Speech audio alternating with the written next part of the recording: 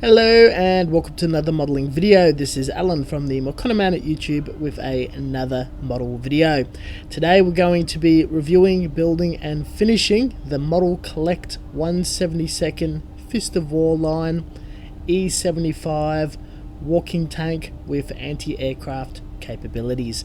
This sort of goes in the realm of paper panzers, that puts it on its head and completely makes it science fiction fantasy interesting.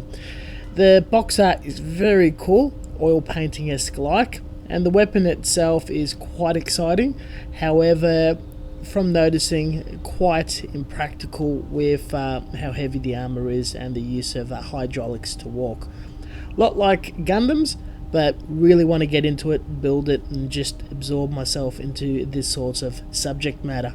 These guys make some of the sturdiest boxes in the hobby. Definitely worth keeping for storage. Inside the box we're greeted with 9 runners, mostly standard hull bits from the original E75 paper panzer tank, modified turret, extra weapons, and 4 new runners which contain the legs and the armor upon those.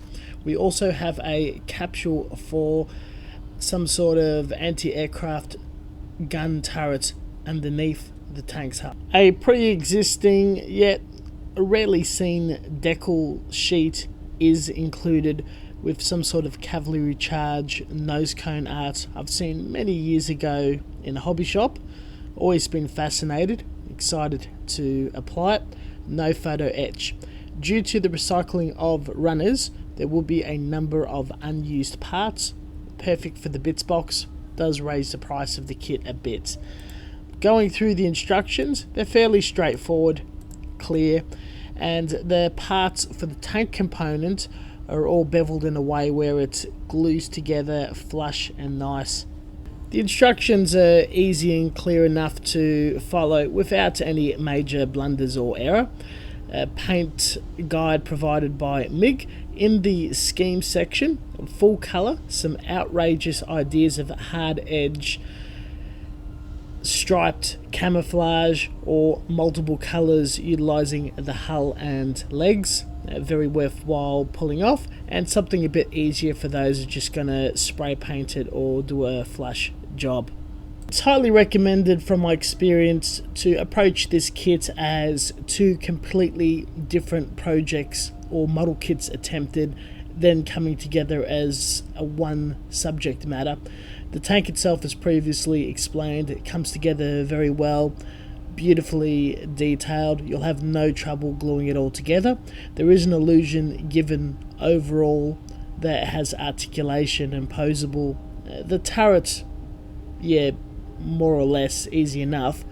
Once you get to the leg section, which is a completely different sculpt, the detail takes on a different flavour, as well as being quite a bit of pain in gluing together. The joints are quite tight. They do need to be glued together, though take advantage of the joints to get it flush to the ground or walking on a diorama, but they won't be able to move with the pistons. The below hull machine gun turret barrels are very, very fragile, and every time I've worked on one of these things they snap extremely easily. I've removed them on each of the models that I've finished and generally replace them with metal pipes or tubes. Do this earlier than later once paint's seeped on it. That way you can saw off the muzzles and attach it to the very end. The above turret anti-aircraft cannons were far more sturdier due to the girth. I did clean them up by trimming the nubs with godhand nippers and using a scraping tool to remove the mould line so it's nice and perfectly round. Any brand of fine or single bladed nippers will do the job. The legs were far more trickier once we got to this step and where the majority of the building work was invested in. Each layer you glue together and stick to an articulation joint, get the angle as close and right to the instructions as humanly possible. There's some points of the joints allowed to be articulated until gluing until the very end. First, we're dealing with the hydraulic pistons. They are a bit too tight to fit into the piston sleeve where there's motion, how far they stick in and out. Chop them just enough so they're sticking at the very end, and widen the hole definitely for ease. Once you glue together the first assembly, fill the seam, sand it after a period of time, and you keep adding each knuckle of armor and detail. There's a lot of steps and ridges to sand the putty afterwards. It will take a few days to build it up, but even with the outer armor on, all the seams are very visible and prominent. Putting this much effort for a lovely finished model will be worthwhile in the end, especially if you're going to go to great extent for painting and weathering. If you do mess up the pistons, new pipes can be added later. They are not so prominent. Once all done, a test fit, snaps at the bottom of the tank, level out each section so it's flat or flush on the ground. Then apply glue in the joints. I didn't do this to every single joint, and it's a bit wonky on mine. If I left it all articulated, I think it would be a bit better, but having one slightly lifted on odd ends does give the illusion of movement or walking. For the stowage, such as shovels, axes, cleaners and cable tows, I've trimmed them out again with ultra fine nippers. They kept them in a Ziploc bag to be hand painted and glued at the very end, so I'm not hand painting them on already airbrushed surface. It's attached with PVA, and I find this to be very useful. Painting this was a tactic I also had to thought out beforehand. Once everything was fitted and the legs were positioned, they were glued down, but the entirety of the hull was also glued in one piece with no movement or articulation. Legs could be glued in later. Each part was mounted on skewers, the four legs, the various stowage, as well as the hull on something sturdy, and airbrushed with Tamiya primer to look for any imperfections, as well as a good surfacer to start applying and building up paint on. The rest of the products will be lacquer based. Gaia notes oxidized red as the main undercoat. I'm going to do a lot of shading and feathering out to allow the base coat to bleed through in an effort for rust weathering. Using the box art for inspiration, I really liked the stripe camouflage with snow and German grey. Shaded a series of browns to an off-white in a shading gradient tone, allowing again the oxidized red to pop out, applying a gloss clear to seal it all in, and a few days later Tamiya chopped up tape in a pattern that I find that resembles pretty close to the instructions and the box art. The instructions and box art are inverted in colours. I find this to be more of an Eastern Front look. Once the tape has gone over, utilising mostly a German grey and some battleship colours, we went quite dark and built it up.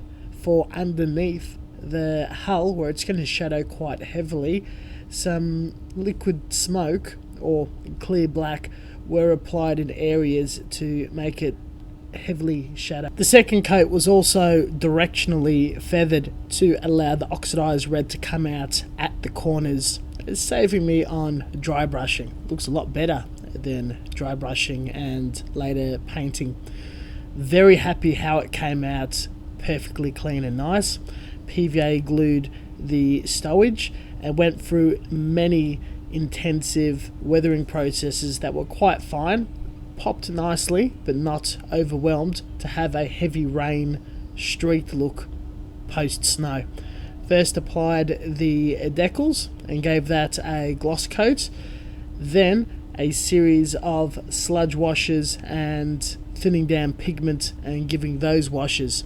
Each layer of a different type of wash, black, rust, white, then a build-up of a matte clear that I mixed in the making your own matte video. Some of the washes targeted detail surfaces and ledges in a build-up or pin wash.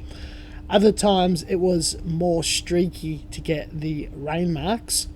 Those rain marks were also built up with weathering pigment as well as makeup pencils, and dabbed back a bit utilizing odorless enamel thinner, and edging with pencils, silver, pigment in some corners, and setting them in about 4 to 5 sessions, giving it the more worn and build-up look that we're presented here.